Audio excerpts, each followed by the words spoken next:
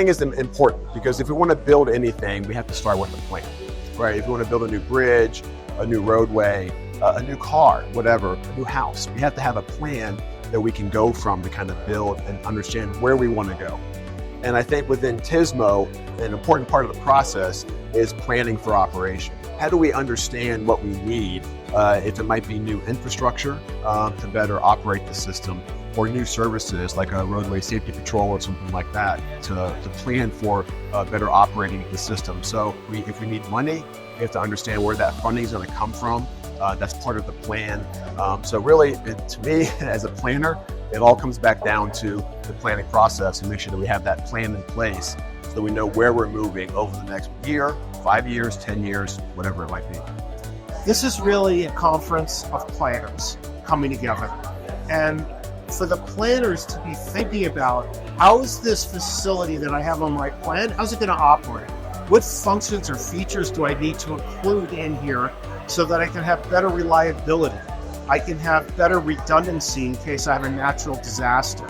And so having the center, what I consider to be moving the fulcrum, that lever of making big differences, because if we're not thinking about operations when we're in the planning stage, then we're missing a big opportunity. Then the fulcrum moves farther along that plane, and we don't have as much influence to make changes. It's much harder to change.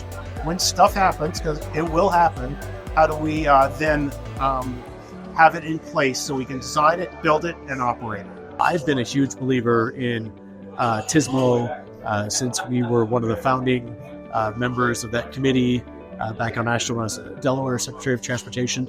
When I went to Colorado, I was chair of TSMO for ASHTO, heavily involved with the NOCoE. And to me, I think that incident management, right?